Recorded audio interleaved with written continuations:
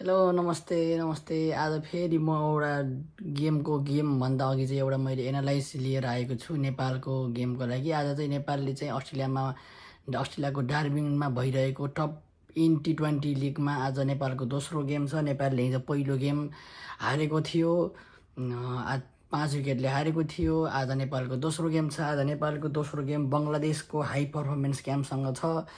आज यो चाहिँ अस्ट्रेलियाको समयअनुसार 6:30 बजेदेखिबाट सुरु हुँदैछ।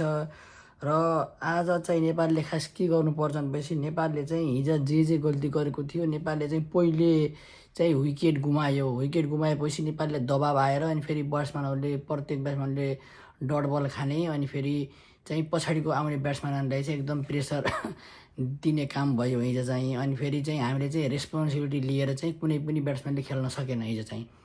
नेपालको हारको पहिलो कारण भनेको यो हो। आज मेरो हिसाबमा चाहिँ नेपालले चाहिँ प्लेन 11मा चेन्ज गर्नुपर्ने हुन्छ र आज चाहिँ कुशल मल्लको ठाउँमा चाहिँ मैले दीपक डुम्रेलाई देख्छु होइन। अनि त्यहाँबाट त्यसपछि मैले चाहिँ के राखेको भनेपछि अनिल कुमार शाह र कुशल भुर्तेल चाहिँ ओपनर आउने होइन। अनि फेरि सेकेन्ड नम्बरमा तीर्थराज दास, अनि चौथो नम्बरमा चाहिँ लोकेश बम, अनि 5औं नम्बरमा चाहिँ हाम्रो तपाईँको चाहिँ दीपक डुम्रे नभए पवन सराफाई पनि भयो। अनि त्यहाँबाट फेरि तपाईँको मोहन यादव भयो, अनि नारायण जोशी, अनि राशिद खान, अनि साफ आलम, अनि आकाश चन्द भएपछि हाम्रो चाहिँ हाम्रो फास्ट बोलिङ चाहिँ आकाश चन्द। अहिले अस्ट्रेलियाको पिच भएको चाहिँ के हुन्छ भनेपछि फास्ट बोलिङ पिच हो यो चाहिँ होइन। अनि तपाईँको चाहिँ आकाश चन्द, अनि राशिद खान, अनि तपाईँको नारायण जोशी, अनि मोहन यादव भनेको चाहिँ तपाईँको यो हाम्रो फास्ट बोलिङ हाम्रो दिन्छन् भने तपाईँको चाहिँ कुशल भुर्तेलले चाहिँ हामीले कुशल भुर्तेल, साफ आलमले चाहिँ, अनि पवन सराफले चाहिँ तीनजना चाहिँ हाम्रो चाहिँ स्पिनको विकल्प हुनेछ। त्यसै गरेर हाम्रो 4-5-7वटा हाम्रो बलर खेलायो भने चाहिँ नेपाललाई धेरै फाइदा हुने आज मैले देखेको छु। अनि चाहिँ हामीले चाहिँ आज चाहिँ मेरो सोचाइमा चाहिँ आज हामीले चाहिँ कुशल मल्ललाई रेस्ट दिनुपर्ने छ। कुशल मल्लको ठाउँमा आज हामीले दीपक डुम्रेलाई ल्याएर हेर्नुपर्ने छ। हामीले धेरै चान्स दिइसक्यो कुशल मल्ललाई, तर उनी चाहिँ कुशल मल्लको के देखिरहेछ भनेपछि उनको एउटा चाहिँ फिटनेस एकदम विक छ उनको चाहिँ। अनि चाहिँ उनी चाहिँ सुरुमै डट बल खाने, एकदम डट बल खाने, अनि फेरि आफू पनि प्रेसरमा आउने, अनि फेरि आफ्नो नन स्ट्राइकरमा भएको ब्याट्सम्यानकोलाई पनि एकदम प्रेसर दिने काम जुन गरिरहेका छन् उनले चाहिँ। त्यही भएर चाहिँ मैले उनलाई चाहिँ आज 1-2 दिन आज एउटा दुईवटा गेममा रेस्ट दिएर अनि फेरि हामीले चाहिँ आज दीपक डुम्रे भनेको चाहिँ नेपालको हामीले डोमेस्टिक लिगमा पनि एकदम हेरिरहेका छौँ। हामीले नेपाल ए को म्याच पनि देख्यौँ, Nepal blue match, Nepal red म्याचमा पनि उनले आफूलाई साबित गरेर आएका छन्।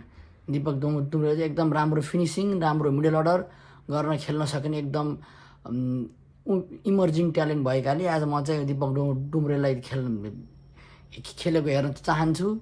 अनि चाहिँ आज चाहिँ कुशल भुर्तेल, अनिल कुमार शाह, अनि लोकेश बम यिनी चाहिँ नेपालको चाहिँ यिनी नेसनल टिमबाट खेलिसकेका खेलाडी हुन्। यिनीहरूले चाहिँ आज चाहिँ आफ्नो रेस्पोन्सिबिलिटी लिएर राम्रो ब्याटिङ गरेको म हेर्न चाहन्छु। कुशल भुर्तेललाई हामीले धेरै चान्स दिइसक्यौँ, अनिल शाह पनि हामीले धेरै चान्स दिइसक्यौँ। अनिल शाहले पनि क्यानाडा विरुद्धमा एउटा जुन शतक हानेका थिए कमब्याक गेममा, त्यसपछि उनको केही पनि गेम छैन, राम्रै छैन उनको नि। उनले स्टार्ट चाहिँ पाइरहेको छन्, यिनीहरू 20-25, 20-30 रन पाइरहेको छन् होइन। अनि त्यो स्टार्टलाई चाहिँ उनले चाहिँ ठुलो स्कोरमा चाहिँ कन्भर्ट गर्न अझै पनि सकेका छैनन्। त्यसैले चाहिँ अनिल कुमार शाह, कुशल भुर्तेल, अनि फेरि तपाईँको चाहिँ हाम्रो लोकेश बम यिनलाई चाहिँ मैले चाहिँ आज धेरै रेस्पोन्सिबिलिटी सहित आज नेपाललाई ठुलो स्कोर, यदि नेपालले पहिलो ब्याटिङ गर्छ भने चाहिँ तपाईँले नेपालले चाहिँ उनीहरूको बोलिङ उनीहरूको बङ्गलादेशको के छ भनेपछि उनीहरूको स्पिन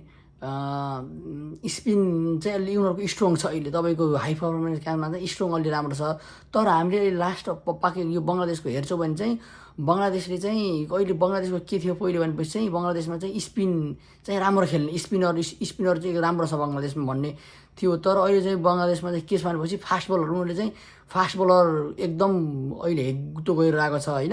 अहिले तपाईँको सिनियर गेममा पनि तपाईँले अहिले अस्ट्रेलिया 3-4 दिन पहिले नै उनीहरूले अस्ट्रेलियालाई हराएर टेस्टमा पहिलोचोटि अस्ट्रेलियालाई हराए उनीहरूले चाहिँ होइन। सही फास्ट बलरले त गरेका छन्। तर अहिले बङ्गलादेश त्यहीँबाट उनीहरू बङ्गलादेशको चाहिँ नयाँ फास्ट बोलिङ अहिले किनकि अब आउने वर्ल्ड कप चाहिँ उहाँ हुँदैछ साउथ अफ्रिकामा हुँदैछ उनीहरूले चाहिँ फास्ट बलरलाई एकदम महत्त्वपूर्ण दिएका छन् उनीहरूले ध्यान दिएर उनीहरूले त्यो गरेका छन् त्यही पनि यो हाई पर्फर्मेन्स क्याम्पमा चाहिँ बङ्गलादेशको चाहिँ स्पिनरहरू धेरै राम्रो छ यिनीहरूको स्पिनरहरू चाहिँ 3-4वटा खेलाडी कस्तो छ भनेपछि बङ्गलादेश नेसनल टिमबाट रिप्रेजेन्ट गरिसकेको खेलाडीहरू छन् होइन त्यसैले चाहिँ नेपालले चाहिँ पहिले यदि ब्याटिङ गर्छ भने चाहिँ तपाईँ 180 170 180 नेपालको लागि एकदम राम्रो नेपालले राम्रो टार्गेट दिनुपर्ने छ यदि नेपालले होइन नेपालले फर्स्ट बोलिङ गर्छ भने चाहिँ नेपालले चाहिँ तपाईँको 140देखि 150को बिचमा चाहिँ नेपालले चाहिँ बङ्गलादेशलाई स्ट्रिक गर्नुपर्ने छ त्यसपछि मात्रै अनि फेरि नेपालले सेन्सिबल अब तपाईँको कुशल भुर्तेल अनिल शाह अनि फेरि तपाईँको तीर्थराज दास त बरु यङ ट्यालेन्ट हो होइन उनले पनि आफूलाई प्रुभ गर्नुपर्ने छ नेसनल टिमको लागि अनि त्यहाँबाट तपाईँको लोकेश बामले पनि जसरी उनले इङ्ल्यान्डसँग म्याच खेलेका थिए त्यस्तै म्याच चाहिँ एउटा म्याच मात्र खेलेर भएन हामीले चाहिँ उनले एउटा सेट गरेका छन् त्यही भएर लोकेश बामले पनि त्यो अनुसारको खेल्नुपर्ने छ अब आज हेरौँ अब नेपालले के गर्छ अनि फेरि नेपालको सिनियर टिमले पनि हिजो कर्नाटकमा गएर इन्डियामा गएर म्याच जितेको छ नेपाल सिनियर टिमलाई पनि बधाई छ अनि फेरि नेपाली सिनियर टिम अहिले इन्डियाको कर्नाटकमा छ अनि फेरि उनीहरूले खेम जितेपछि चाहिँ उनीहरूले उहाँ मलेसियामा जाने छ एसिसी प्रिमियर कप यो क्वालिफिकेसनको लागि अनि त्यहाँबाट त्यहाँ जित्ने टिम चाहिँ नेपाल एसिया कप खेल्ने छ ल आजको म्याच हेरौँ अब त्यसपछि चाहिँ म